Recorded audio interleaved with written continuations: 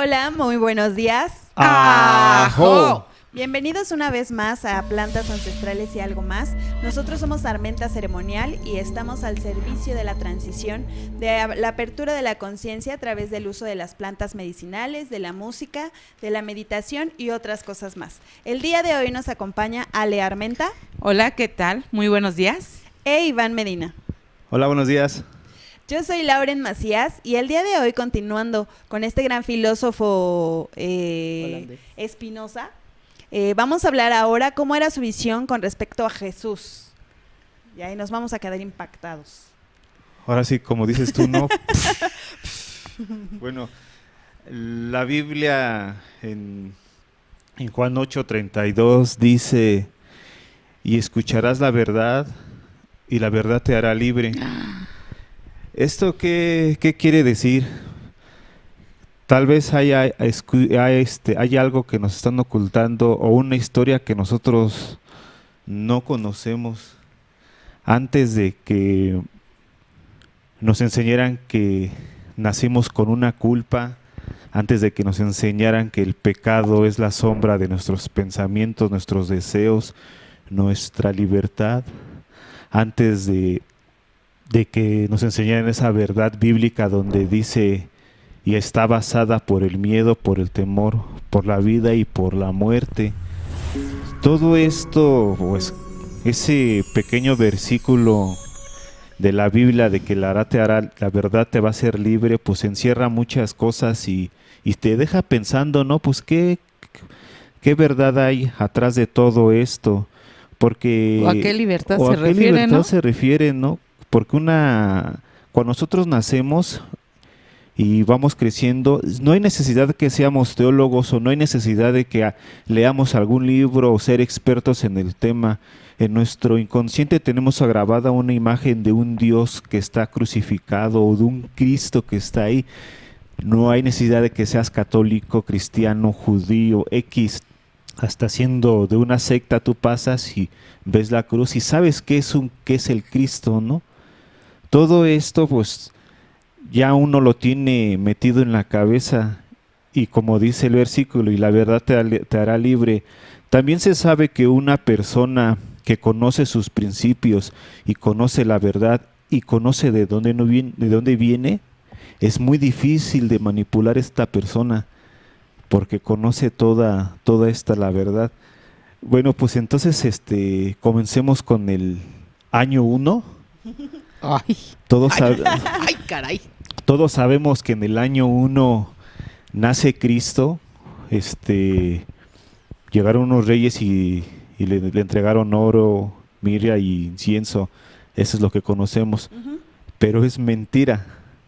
El año 1, según el calendario romano, empezó desde la fundación de Roma. Es decir, que basado en el calendario romano original, estaríamos viviendo hoy en día en el año 2778, no en el 2025. Es 2025. Y sí es verdad lo que estamos pensando. Jesucristo no dividió la historia. Jesucristo no es el antes de Cristo ni después de Cristo. Se podría decir que es antes de Roma y después de Roma, ¿no? Ahí empezamos con ahora sí, pues una verdad, ¿no? La verdad no es de que Cristo dividió la historia. ¿Cómo es que sale esto de que Cristo divide la historia si siempre nos han enseñado que Jesucristo fue el que nació y empezó el conteo de los años? Pues con la visión de Baruch Spinoza, él descubre todos estos datos donde hubo un concilio, ¿cómo se llama? Concilio De Nicea. de Nicea. Y este concilio de Nicea se podría decir como si fuera un gran estadio de un gran partido de fútbol, donde el árbitro es el emperador Constantino I el Grande, donde él convoca a todos estos obispos, sacerdotes, padres de la religión en esa época. También recordemos que en esa época pues estaba la vida y la presencia de Jesucristo, que era lo que dejó que mucha gente peleaba. ¿Es Dios o no es Dios? ¿Es Dios o no es Dios? Entonces este emperador, pues lo que él quería unificar a toda la gente por un solo Dios, ¿no? Porque había muchas peleas, por ejemplo, de Arris, un obispo de Alejandría, que él hablaba que Jesucristo era un hombre basándose con los versículos de la Biblia que ya estaban escritos, como la de Juan 14, 28, que decía, que mismo Jesús decía, y mi Padre es más grande que yo. Ahí está demostrando que Jesús soy humano y arriba hay alguien más poderoso, ¿no? Pero había otro, un obispo que se llamaba Atanasio, que él también predicaba, pero él decía que Jesús sí es Dios. También usando la misma palabra de Dios, diciendo que en Juan también decía que en el principio era el Verbo, y el Verbo era con Dios, y el Verbo es Dios. Entonces, que si Spinoza hubiera estado en ese conflicto, en ese debate tan grande, que él hubiera dicho, no, pues es que aquí está demostrado todo lo que él pone en su tratado teológico político, donde dice que la palabra de Dios o la Biblia está escrito en diferentes tiempos y por diferentes personas que se están contradiciendo. O sea, los mismos obispos de esa época y presbiterianos de esa época, unos dicen que Jesús es hombre, otros dicen que Jesús es Dios, es la divinidad, es la eterna. Este emperador no buscaba la verdad sobre Dios o la verdad divina. Él usó esta religión como una herramienta, y como en esta época era lo más llamado ahorita Jesucristo, pues era algo para conciliar a toda la gente y ser un solo pensamiento, porque no quería tanta pelea de unos por otro lado y otros por otro lado.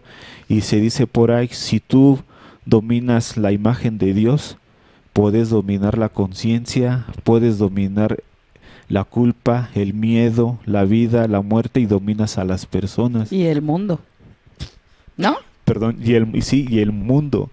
En este caso, pues eso es lo que buscaba el emperador Constantino, y este mismo emperador Constantino fue el que liberó a los cristianos. En la tercera era, cuando él entró, él hizo un concilio también donde que los cristianos ya no sean perseguidos, porque antes eran muy perseguidos por creer en Cristo. O sea, te das cuenta cómo él armó todo desde un principio. Primero voy a ser el bueno, voy a dejar que la religión cristiana sea, que los dejen libres, porque no había muchos perseguidos por la causa de Jesús y los apóstoles y todo, ¿no? Y entonces él fue el que dictó, que ya debe de ser tolerados, ya no quiero que sean perseguidos. Pero después el mismo que fue esto, ahora los persiguió. Entonces él crea esta gran, ¿cómo se le puede llamar? Conjunto, donde todos se unieron para escoger quién va a ser Dios, quién va a ser el representante, quién decide por la muerte, quién decide por la vida, quién decide la culpa, quién decide el perdón. Exacto, lo empiezan a moldear, ¿no? Empiezan mediante el concilio, mediante opiniones y mediante votación. Sí, ¿no? Exactamente. Entonces, ¿dónde queda todo esto que creemos nosotros? O sea, yo realmente, cuando yo leo todo esto, pues sí me siento medio sacado de onda, porque estafado, dice. Ándale, como cuando pides tus zapatos por catálogo y estos no son como los que los vi.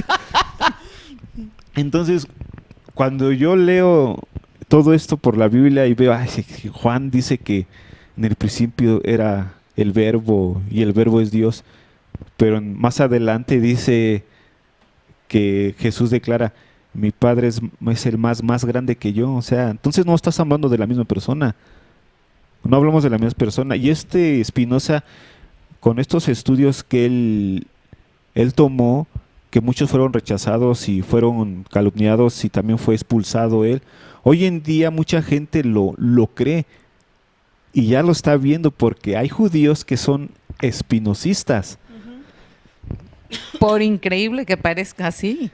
Sí, es espinosistas, pero fíjate que esta teoría de Spinoza también viene de una teoría de Arria, el presbiteriano de Alejandría, porque él también decía que Jesucristo no es un Dios, era una persona, porque él se basaba diciendo, Antes no había un hijo de Dios y se creía en Dios, porque entonces él llega y él es un maestro, porque él lo ve como maestro, como él es el que enseña, el carpintero, el hijo de José y el hijo de María, una persona normal, como nosotros. Pero Atanasio, el obispo de Alejandría, él dice, él es Dios, porque la Biblia dice que él es Dios. Y fíjate qué conveniente para este tipo de arreglo que están haciendo. Ponen algo muy interesante y elevan a Cristo en un pedestal que es el grandísimo. Y dicen algo muy curioso que está escrito: nadie va al Padre sino por mí. O sea, no hay de otra. Aquí dice, o te atas o te vas. O estás con nosotros o eres traicionero. O vienes a la vida o eres la muerte. Entonces, ¿qué tenemos nosotros? Bueno, en esa época, ya estoy hablando que yo estoy también ahí, ¿no? En esa época pues no había de otra, y en esa época sí había la crucifixión, los instrumentos de tortura.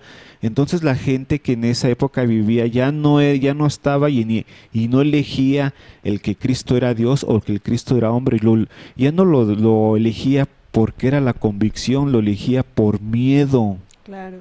Era el miedo el que tenía: si yo digo que es hombre me van a acribillar. Sí. ¿Qué pasa con todo esto? Spinoza encuentra pruebas de todo lo que pasó en el concilio. Entonces él ve que hay pruebas porque este mismo hecho que usó el emperador se sigue usando para los políticos.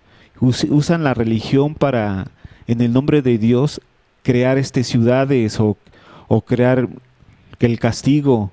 Y si no te sometes, pues estás en contra de nosotros. Realmente el emperador no fue a buscar la naturaleza de Dios, fue a buscar política. También en ese concilio se manifestó, y Spinoza lo escribe en su tratado, donde vio la relación que tenía la política y la teología. Uh-huh. Sí, entonces estamos viendo algo que sí, bueno, a mí me resuena porque yo tuve casi 20 años leyendo la Biblia, y pues yo dije, es que sí es cierto, pues todo lo que está pasando ahí no es más que una invención y una contradicción fuertemente que salta a los ojos. O sea, tú lees y oyes, no concuerda. Entonces sí, estamos viendo que fue manipulado, ¿no? Todo esto está realmente extraño. Y hay pruebas porque hay escritos que gente que no cree en esto, si la gente que está viendo ahorita esto y resuena y vibra con todo lo que estamos hablando y se pone a investigar, no hay necesidad de, como lo decía, ser un teólogo. Si te da flojera ir a la biblioteca, incluso en el Google tú puedes googlear en qué año estamos según el calendario de Roma, y si estamos en el 2778. Yo tendría casi 780 años. Sí, de hecho nos basamos en el calendario, se llama gregoriano, ¿no? Sí. Sí. Fíjate que, bueno, regresando un poquito a Spinoza, recordemos pues que él era judío, ¿no? Judío de corazón y de hueso colorado, porque su familia lo era así. Entonces, cuando él empieza a cuestionar todas estas situaciones, pues él es exiliado de su sinagoga, y entonces empieza este camino en solitario, que acrecentó o le permitió seguir ahondando en estas ideas que él tenía, ¿no? Con respecto a todo lo que era la religión en general y algunas otras filosofías. Él se pone a estudiar, o digamos que a desmenuzar poco a poco este libro de las Escrituras, viéndolo como si fuese un texto narrativo, o sea, un texto, digamos, de manera normal o coloquial, ¿no? Entonces, a todos los textos hay que encontrarles como cuál es la intención, ¿no? ¿Para qué está escrito? ¿Qué es lo que pretende que tú sientas, ¿no? O que tú pienses, o que tú resuenes con esa idea? Entonces empieza a desmenuzarlo y ver en qué contexto está escrito, ¿no? En qué época, en dónde, cuándo, quién se beneficia con todo este texto, ¿no? porque pues obviamente las escrituras te hablan de Dios, te hablan de Jesús, te habla de lo que está bien, de lo que está mal, según ese libro, ¿no? Entonces dice, ¿cuál es la intención? ¿Qué es lo que está tratando de buscar? Entonces se da cuenta que este libro está escrito, sí, por diferentes personas que en cierto momento a lo largo de este libro se van contradiciendo, ¿no? Se van contradiciendo o diciendo cosas totalmente diferentes, como por decir, no hay una, digamos que versión totalmente específica de que diga quién vio cuando él fallece, hablando de Jesús propiamente. ¿Quién lo ve cuando fallece? ¿Quién lo ve cuando resucita? ¿En qué momento? ¿Bajo qué circunstancias? Entonces, en ese punto, pues es como una historia contada por diferentes personas, ¿no? Que según tu punto de vista, tú qué viste. Y de hecho, la mayoría, bueno, de hecho, todas las personas que dan su punto de vista, o de hecho, las personas en las que se basa para escribir la Biblia, ni siquiera atestiguaron los hechos. Ajá. Pablo O sea, de Tarso. La realidad es que se basan más bien en personas. Haz de cuenta que yo escribo que según tú eso, pero tú a la vez te enteraste por la vecina, no lo atestiguaste tú, claro, sino que tú, la vecina te dijo, pero no dices que la vecina te dijo, sino simplemente yo digo, según ella, las cosas pasaron así, pero porque a ti te dijo la vecina. Entonces, ni siquiera lo atestiguaron. De hecho, también hay una controversia en decir cuáles fueron las últimas palabras que en realidad dijo él, si es que estuvo en la cruz. ¿Cuáles fueron realmente? Ahí vamos, paso, ahí vamos. Sí, ¿no?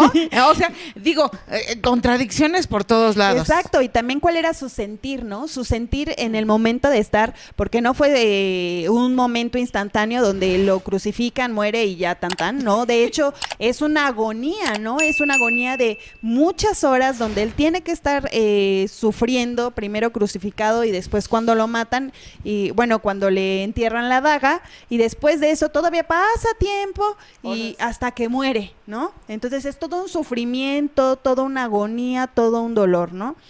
¿Cómo se sentía él en ese momento, no? También es una controversia. Hay una corriente que dice que él estaba pues en completo tranquilidad y aceptación de su destino, porque pues a eso venía, ¿no? Y otros donde él está realmente angustiado y pregunta, ¿no? Hasta cuestiona a Dios, ¿qué está pasando, no? ¿Por qué me has olvidado? Me has abandonado, ¿no? Me has abandonado, exactamente. Entonces, o sí estaba muy tranquilo y dijo, sí, este es mi destino, o sí estaba realmente en esta angustia de oye, ¿por qué me has abandonado, no? Entre muchas otras cosas. Entonces, sí está como bastante interesante. Claro. Muy raro, diría yo. Bueno, raro. es que sí está medio raro. Cuando Cristo está crucificado, tiene a su lado a dos, un asesino y un ladrón, Barrabás, ¿no? de impuestos, ¿no? Y uno le dice, si eres Dios, sálvate y sálvanos. Y el otro Bueno, eso es lo que dicen las escrituras. Sí, es lo que dice. Pues, y otro dice, si... Dije, no tienes por qué hablar con él así. Nosotros tenemos culpas y estamos aquí pagando, pero él solamente predicó y dio la verdad y dio la luz y le dice, cuando entres a tu reino, no te olvides de mí.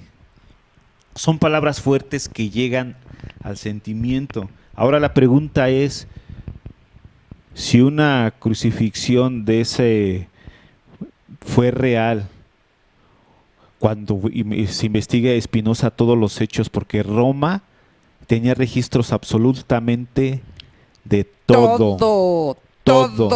Ahora sí hablamos. Hasta cuántos huevos puso la gallina del vecino. No, de verdad, por lo de los impuestos, recaudación. Todo. Ahora sí hablamos de los registros que él encuentra, donde una cruz mide aproximadamente 5 metros, de 4 a 5 metros de alto, y una persona que está moribunda y no tiene los pulmones para gritar fuertemente lo que está pasando. La pregunta que dice Espinosa, o que muchos nos hacemos, ¿quién escuchó lo que dijo Jesús? si los dos que estaban allá arriba también murieron? Ajá. ¿Quién lo escuchó? Ay, Exacto. no ¿Quién me fue metan en testigo esos de conflictos. de esa plática entre estos o sea, tres ¿quién individuos? atestiguó Exacto. eso, no? Exacto. Cuando Si los tres implicados están muertos y nadie más estaba ahí. y como dices tú, Y ve la altura. 5 metros, pues por muy Ahora, no ibas a escuchar, si no fuera, ¿no? si uno diga, sí se escucha. Ahora la multitud gritando. Sí, porque estaba la multitud gritando. La multitud no estaba viendo, mira, no, gritaba, lloraba, había llanto, sabía qué bueno que se muere, y otros, no, baje lo que es el Dios, y bla, bla, y la gente allegada, pues, llorando y todo eso. Y déjame decirte que los romanos no estaban abajito de él, estaban también a 2, 3 metros, porque hasta la Biblia lo describe, que todos lo veían. O sea, no lo veían así, lo veían de frente. Entonces estaban en una Distancia distancia considerable. considerada donde ellos puedan verlo bien, y todavía escucharon lo que dijo. ¿Quién dijo eso? ¿Quién lo dice? O sea, son muchas cosas que Se si cuestiona te Spinoza. Spinoza, y que dice, eso está medio raro. Hoy en día también muchos espinosistas dicen lo mismo. Hoy en día muchos arqueólogos, historiadores, buscadores de la verdad de la Biblia, algo muy curioso, no encontramos la tumba de Jesús. Hay algunos que dicen que la tienen, pero nada más se ven videos, fotografías de que hay, pero no dicen la ubicación. Es medio raro. ¿Realmente existió? Los registros que hacía Roma, como lo acabas de decir tú, hasta cuántos huevos puso la gallina. Incluso si hablamos de los registros, ha de ver por qué cruzó la gallina al otro lado. Fíjate, habría que investigar. Entonces, ellos investigando en esos registros, y los que nos están viendo pueden googlear, pueden verlo. Si no quieren ir a la biblioteca, pueden googlear los registros de esa época de Roma. Y no existe ningún registro de un tal Jesús de Nazaret. Fíjate, yo me iba a una cuestión que sentía que estaba medio escabrosa, pero tú te fuiste a una peor, porque yo dije, bueno, una de las filosofías o digamos que de las conclusiones a que llega Spinoza después de estar estudiando estas escrituras, se cuestiona de si realmente existió la crucifixión. Como tal. ¿No? Como tal. Si Jesús realmente pasó por este proceso de castigo, dolor, sufrimiento hasta la muerte y obviamente su resurrección. O Jesús pues que continuó con su vida, ¿no? Continuó con su vida hasta que llegó a la muerte de manera natural. Entonces, esta es una de las cuestiones como más escabrosas, pero ahorita tú ya te fuiste todavía muchísimo más Me van a allá. correr. Más escabroso. Más escabroso. Me van a correr de mi casa y De a ver todos si lados. me dan alojamiento, Porque ya tú ya entras en la cuestión de si realmente existió, ¿no? Exacto, pues es que realmente todo sopa de ideas que hubo en este concilio, Spinoza sí desminuzó. Él dice esto, él dice esto, él dice esto. El emperador solamente fue el árbitro para ver qué me conviene, porque lo que quería armar era una religión a su conveniencia. Ujú. Como lo dije hace rato, si dominas la imagen de un Dios, dominas su creencia y dominas su mente y dominas a la persona. ¿Cómo es que se dio esto y cómo es de que todos creyeron en todo eso? Spinoza lo que ve es de que la gente veía mucho la comodidad, como hoy en día nosotros vemos la comodidad y lo más rápido, lo más fácil, ¿no? No queremos tanto estudio, tanto bla, bla, bla. Es como si vamos a un local de comida, ¿no? A una hamburguesa en 100 pesos, tu refresco en 50 y tu postre en 50, 200 pesos. Pero al lado ahí dice, promoción, un paquete de 150 que contiene los tres y un regalito, ¿no? ¿Qué uno hace? Pues voy por el paquete. Entonces Constantino lo que hace es armar un paquete donde aquí está el perdón, aquí está la libertad, aquí está el Dios, aquí está la fortuna y aquí está la promesa. Una promesa que nadie puede ver porque es una promesa que es del otro lado de la vida. Claro. ¿Quién te ha dicho, oye, yo fui, sí es verdad, Como cuando sacas un premio en las papitas, sí es verdad, que viene el premio. Nadie sabe A mí sí me salió. No. En su momento de chiquita. Sí. Sí, es cierto. Entonces, Así es como la gente encuentra, digo, pues es más cómodo este paquete de Dios que me están ofreciendo al paquete de Arris, del obispo de Alejandría, que él decía, no, Jesús es un maestro y Dios es otro. Acá hay dos estudios, tengo que estudiar lo que Jesús dice y tengo que estudiar lo que Dios hace y que Dios que propone y que Jesucristo nos dijo y Jesucristo dijo esto y que Dios es tanto estudio, pero si voy a este paquete donde está todo junto, donde Jesús es el mismo Dios, ese es todo, promete, me ayuda, me conforta, Él es mi hombro para la tristeza y aparte me da la promesa. Oye, pero creo que Cristo en ese sentido, bueno, Jesús más bien, digo, sácame de esa duda. Creo que ese sí es un Dios que no es, pensándolo como lo vendieron, que era Dios, pensándolo como lo vendieron. Él no es castigador, ¿o sí? Como no es castigador, porque primero te lo venden como bueno, porque de hecho sí, toda la escritura bíblica Él no castiga, Él siempre buscó el perdón.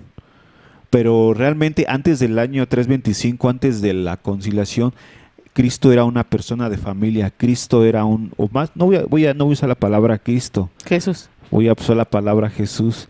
Jesús era un hijo y era un padre, porque también Espinosa revela que Jesús tuvo hijos, como Él es judío, Él tiene que estar casado como lo mandan las reglas judías.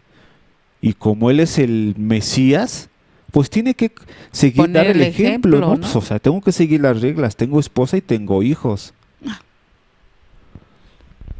Ay, muy interesante esa parte. Y entonces, aquí llega las sorpresas. Entonces Jesús dio el perdón. ¿A qué vino Jesús según Spinoza y según las personas que no creen que Jesús es el Dios? Jesús lo que vino es un revolucionario espiritual. Exacto. Él vino a imponer, a decir que todo lo que Dios hace y todo lo que es de Dios no solo es para los estudiosos o para los grandes emperadores, también es para el pueblo. Se escucha como un discurso demagógico. Como político, pero ¿no? Sí, político. Ajá. Y entonces, pero él no buscaba gobernar, él decía, no, pues es que también tú puedes pedir a Dios, puedes decir esto a Dios, puedes ayunar, Dios te promete que vas a hacer esto, con tus manos puedes sanar. Esto se oye muy chamánico, ¿no? Todo eso de las manos. Porque también Spinoza cuestiona los milagros de Dios. Hablamos de que Roma tiene registro de todos, no hay ningún registro de las enfermedades de una persona que ya estaba a punto de morir y sanó. Hay registro de personas que estaban enfermas. Ahí ya estás pisando otro callo. A ver, espérame. O sea, tú lo que estás diciendo es que no hay registro de los milagros de Jesús. El único registro de milagros es en la Biblia, pero en los registros de Roma, no. Registros de Roma registra a las personas que fallecen, por qué fallecieron, pero no hay registro de que murió y volvió a resucitar. O no hay registros de que esta persona tenía esta enfermedad, pero ya fue curada. Interesante. Fíjate que ahorita que comentaste de cuál era, digamos que a qué vino, ¿no? Jesús, cuál era su motivación o qué tenía que cumplir aquí, ¿no? Los agnósticos en ese momento sí hablan de Jesús y dicen que en realidad Jesús a lo que vino era a predicar el conocimiento interno, ¿no? El conocimiento del mundo interior, porque Dios estaba dentro de nosotros, ¿no? Entonces, abrir esta idea de espiritualidad y de mirarnos a nosotros mismos como con la intención de cambiar nuestro pensamiento, ¿no? De revolucionar la idea de que Dios estaba afuera y que había que rezarle a alguien afuera, y entonces para poder llegar a ese Dios que estaba fuera de nosotros, pues obviamente necesitábamos personas que estuvieran ahí, ¿no? Que estos intermediarios, como eran los sacerdotes, como era la iglesia, para poder llegar a Dios. Entonces realmente la misión de Jesús, según los agnósticos, era mirarnos a nosotros, porque la idea era que Dios estaba dentro de nosotros. Por lo tanto, pues no necesitábamos ya nada, ¿no? Intermediarios. No necesitábamos a la iglesia, no necesitábamos intermediarios, porque nosotros podíamos estar en total comunicación con Dios y Dios nos iba a responder. Es que fíjate que, ahorita que mencionas eso, me está resonando y que hay una parte de la Biblia que dice Cristo que nadie llegará a mi Padre. Sí. ¿Cómo dice? Nadie va al Padre si no es por mí. Fíjate cómo está eso. Nadie va al Padre si no es por mí. Padre es... Padre es el Dios celestial, vamos a verlo así. Y tú dices, Él nos vino a enseñar que Dios está dentro de mí. Si cada quien, digamos tú o yo o tú, cada quien esa oración la toma para sí, entonces yo digo, nadie va al Padre si no es por mí, porque yo soy parte de Él. En ese momento, que era lo que Él predicaba, es asúmelo y toma para ti, tanto el ejemplo como mis palabras. Una oración, en lugar de rezar, Padre nuestro que estás en el cielo, es nadie va si no es por mí, porque yo soy parte de ti. ¿Me explico? Uh-huh. Y ahí está también, como más demostrado, que no necesito el intermediario para llegar a Él, porque estoy llegando por medio de mí, porque está adentro de mí. Uh-huh. ¿Cierto? Sí. Sí, ¿no? Sí, todo eso lo estudia Spinoza y pues lo cuestiona, ¿no? En el concilio que hubo esta reunión, también se da como aceptado el famosísimo credo que todo mundo recita hoy, el creo en un solo Dios Padre Todopoderoso. Ya no estamos hablando de un Jesús o un Espíritu o un Dios Padre, de una Trinidad, ya hablamos de un solo Dios, creo en un solo Dios Padre Todopoderoso. ¿Qué pasó con nosotros? O sea, es lo que dices, pero o sea, como no, que y aparte, anteriormente habías comentado que en la Biblia está los Elohim, que son varios. Elohim, sí. Y de repente está el credo donde nada más creo en uno. Sí, o sea, sí me explico. Aquí en creo en uno, pero la Biblia dice que son varios. No, sí, en serio. Y después está Cristo que dice, bueno, Jesús, que no llegas más que por medio mío. Y sin embargo la iglesia tradicional nos dice que debe de haber el intermediario. Exacto. Mira, vamos por partes. Sí. Elohim. Sí. Los cristianos, Elohim, para los cristianos, no los católicos, los cristianos evangélicos, Elohim es el nombre de Dios, es el Dios, Elohim, Jehová, Yahvé y todos ellos. Porque se basan en una Biblia que ya fue traducida, fue por el rey Jacobo III, él modificó la Biblia. Pero la Biblia original, que es el arameo o la hebrea, Elohim es un pueblo, son varios, vaya. Así como nosotros decimos uno, nos referimos a una cosa, pero si digo esa misma palabra con una S, unos, ya hablamos mucho. También habíamos dicho que Elohim era como el representante de un grupo de personas, ¿no? Un grupo, de ese grupo, digamos. Uh-huh. Pero en el hebreo, Elo, pues es una sola palabra. Cuando le meten el in, como nosotros le metemos la S, que es mucho, Elohim, y habla de varios, no de una persona. Y también cuando estudiamos lo que son las tablas esmeralda, el libro de Enoc también cuando llegó al 9º cielo, él dijo que encontró a 9 con que estaban antes de llegar a Dios, que se llamaban los Yahvé. Pero para los cristianos evangélicos, los Yahvé es Dios. También la Biblia tradicional dice, y los hijos de Dios se juntaron con las mujeres de aquí. Y en la misma Biblia, en el Nuevo Testamento, Jesús dice, bueno, el que escribe la palabra dice, y mandé mi único hijo unigénito. O tiene muchos hijos, o tiene uno. O tiene uno. Y luego hacen el credo que creo en un solo Dios, Padre Todopoderoso. O son 9, o son... Ya, o sea, ya hay un... Sí, una extraña mezcolanza. Pero fíjate que hay algo muy raro, ¿no? En todo esto, porque Hay gente muy estudiosa de la Biblia, digo con todo respeto, pero como en el caso tuyo que 20 años lo estuviste estudiando la Biblia muy, muy afanosamente que lo estudiases.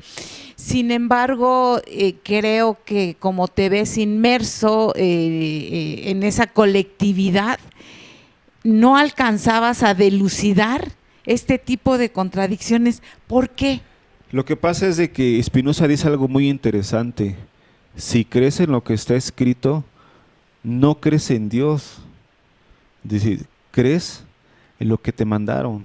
No estás creyendo en Dios. Dice Spinoza, creer en Dios es creer en algo inventado porque no sabes quién es. Amar y creer es diferente para Spinoza. Creer es algo que ya está escrito. Amar a un Dios es saber quién es Dios, de dónde viene, cómo es y qué es. Por eso Spinoza dice que la naturaleza está Dios. Dios, sí. Por eso él dice, yo amo lo que está afuera porque es Dios. Lo ves en una sonrisa de un niño, lo ves con tu esposa o tu esposo. Y yo creía en un estatuto como un mandamiento. Todo eso, pues, me lo decían, es que aquí dice esto, y no puedes cuestionar esto, y no puedes contradecir. Más bien dicho, me decía, la Biblia no se contradice, no, pues ya vi mucha... Se contradice sola. No es necesario que yo lo No hay cuestione. necesidad de que yo lo contradiga. Pero No, aparte de Einstein lo que decía, que Spinoza lo que dice es que creer no es cuestionar. Exacto. Pensar. Sí. Pensar es cuando tú piensas, aceptas una contradicción, aceptas una opinión, aceptas que puedo estar equivocado y también acepto una retroalimentación. Exacto. Y podemos entonces formular una idea más precisa.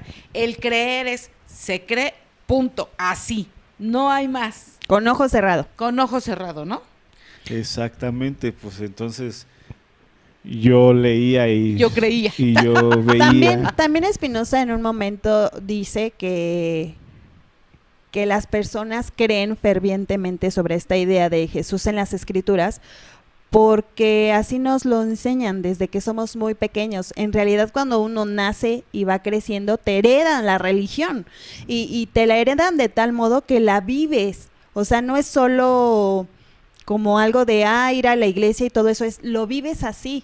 Lo vives así, lo piensas así, lo sientes así. Así es que no hay otra manera de vivir que no sea esta. Exacto. ¿No? Entonces todo el tiempo estás estudiando la Biblia, vives con esos preceptos, tu familia lo vive así, por lo tanto, pues es lógico que tú no te atrevas a cuestionar lo que tus padres o tu alrededor está viviendo, que te está diciendo que esa es la verdad y que así te debes de conducir. Entonces difícilmente alguien inmerso en ese tipo de ambiente va a cuestionar algo que tus padres te están diciendo que eso es lo correcto, ¿no? Empezando por ahí, digamos que el ambiente familiar y luego el ambiente religioso, así es. Entonces, fíjate, sí. Digo, reforzando un poquito la idea que dices, recordemos que cuando nosotros nacemos nos insertamos a una cultura ya predefinida, ¿no? Entonces llegas a casa de bebé y ya tenemos el nombre elegido por papá y mamá según sus creencias, ¿eh? Te vas a llamar con la abuelita, o te vas a llamar como el abuelito, como el bisabuelito, o como el papá que acaba de fallecer, para variar. Papá o mamá. Ya tienes equipo de fútbol, de verdad. sí. Y tienes partido político también. Y tienes religión. Entonces, todo eso... Tú ya llegas y ya no te pones la camiseta, ya, ahora soy de mi partido, el que sea, mi partido político, de mi equipo de fútbol y de mi religión. Y conforme creces, no lo cuestionas. ¿Por qué? Porque todos pertenecemos a la misma religión, al mismo partido y bla, bla, bla. Y puede ser que inclusive seas grande y lo que haces es heredar esa misma cultura y los hijos igual. Entonces, en cierto momento dejas de pensar y te dedicas a creer. Exacto. Sí, ¿no? Es que este chip, es como lo decía. Justo, ya en este chip que nos Ya está insertan, todo. ya viene toda la información. Tal cual. Es lo que les decía al principio, no necesitas leer ni ir a una escuela y aprender. Les puse el ejemplo del calendario, le dije, el año 1 Jesús nació, pues ¿qué dijeron? Pues que sí, ¿no? Le dijeron, no, pues no es cierto. El calendario, el año 1 fue desde la invención de Cristo, desde la fundación de Roma, pero así no nos enseñaron. La escuela no nos enseñó que el calendario fue así, no, simplemente mañana es 1 de enero, acuérdate, sí está bien. Y tú solito, de año 2000, 2003, 2004. No, y de hecho toda la historia está plagada de DC o Sí.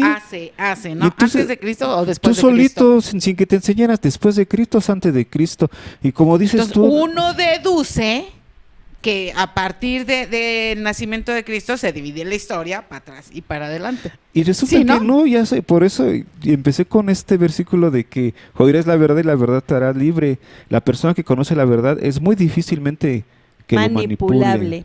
Exactamente. Fíjate que ahorita de los cuestionamientos que Spinoza se hace es a quién beneficiaba toda esta idea de Jesús, y no solo de Jesús, sino de Jesús crucificado. O sea, ¿a quién eso es quién cierto. beneficiaba toda esta historia, ¿no? Llena de romanticismo, llena de sufrimiento, llena de sentimiento, De lástima, dolor, de de lástima. culpa, porque a nosotros, bueno, al final del día se vende porque se vende Sí, esa imagen, exacto. se vende esa imagen para apelar al sentimiento humano, de Exacto. que él está ahí, Sufriendo culpa por mía. ti. Exacto. pero Sufriendo por ti. Sí, por culpa mía. Sí, sí. Digo, al final del día está por culpa mía, ¿no? Cuando, o sea, ni siquiera había nacido yo. Vamos a ser honestos. Sí. Vamos a ser Sí, sí, honestos. sí. Ni siquiera había nacido yo, ¿no? Entonces, pero de todos modos, fue por mi culpa. Porque eso, así es la religión. De todos modos fue tu culpa. No habías nacido, qué pena me da, pero de que fue tu culpa, fue tu culpa. Sí. Entonces, aquí hace un mash, Spinoza, en lo que tú estás diciendo acertadamente de que a quién beneficia esa imagen, se hace un mash porque ahí es donde entra Carlos Marx. Ujú. Cierto. Que también apoya Esta idea. Así es, ¿no? Y no precisamente vista del punto de vista religioso, ¿cierto? Sí, o Spinoza cuando ve la Biblia con ojo crítico, no como teología, como un libro prohibido de no puedes decir que esto está... Él ya lo tomó como una literatura pues, cualquiera, y es cuando él se da cuenta de todo esto. Spinoza no está tratando de que estés peleado con Dios, ni creas en Dios, ni tampoco está tratando de que No creas. Jesucristo es mentira, no. Lo que él trata es de que tengas una liberación personal y tengas una visión de un Dios amoroso, no de un Dios político o un Dios construido, porque cuando él encuentra la carta de uno de los obispos, él habla de una carta donde él se arrepiente, construimos un Dios, o sea, no fuimos iluminados, ni un santo vino, nos dijo, no, construimos. No era un Dios, lo Dios. construimos. Como dices tú, ¿quién fue Exacto. beneficiado? O sea, voy a construir esto para que todos piensen que es Dios, pero yo estoy atrás de él. Mira, fíjate Exacto, que hay, eso era a hay lo un- que quería llegar. hay un género literario, ahorita no me acuerdo, de dónde parte la novela. En el caso a mí me gusta mucho de Gary, el autor del libro El Azteca. Entonces, haz de cuenta que para unir todos los personajes de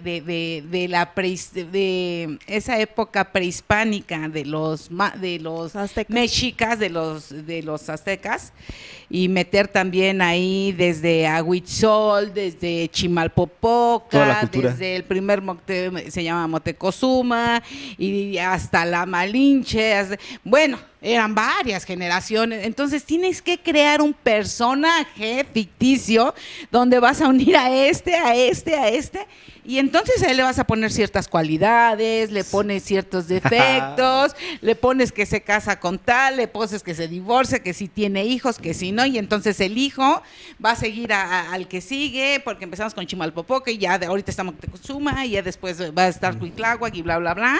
Entonces tienes que también ponerle eso. Entonces ahorita me está recordando lo que tú me estás diciendo y tú, ¿no? Tenemos que construirlo. Dios. Tenemos que construir y unir varias cosas. Dime. Detrás de esa construcción está la política. Ya no nos va a dar tiempo porque no puede hay otra prueba muy grande aquí en el continente americano de cómo la política construye un Dios. Y nosotros aquí en el continente americano nos construyeron un Dios. Y nos mataron a los dioses que nosotros creíamos. Ay, Dios, ahora sí que Diosito santo. Ok, bueno, pues está muy interesante este tema, créemelo, que está para exprimirle mucho jugo. No, yo creo que más que nada está para reflexionar qué tanto la culpa nos manipula y qué tanto realmente la culpa nos mueve a hacer ciertas cosas. Recordemos que al principio él dijo de inconscientemente, como que vamos viendo una cruz y uno se persina. Existe el inconsciente colectivo según Carlos Jung y es muy, muy, muy fuerte, pero también recordemos que todo lo que vayamos escuchando y vayamos viendo no es la verdad absoluta. Hay que investigar, hay que leer, hay que preguntar, hay que moverse de donde está. Hay que cuestionar. Hay que cuestionarse de forma tal que alcancemos nosotros inclusive la libertad ideológica, ¿no? La libertad de creencias. Bueno, pero vamos a seguir con este programa la semana que entra. Les agradecemos mucho su atención y su tiempo. Recordemos que después de la vida y la salud, el tiempo es lo más importante, porque con el tiempo podemos conseguir muchísimas cosas, inclusive dinero, pero con el dinero jamás vamos a regresar el tiempo. Muchísimas gracias. Somos Armenta Ceremonial. Y les recordamos nuestras redes sociales, que es Armenta Ceremonial en Facebook, Instagram y TikTok, y Armenta Ceremonial Oficial en YouTube. Muchísimas gracias, nos andamos viendo por acá el otro martes. ¡Ajo!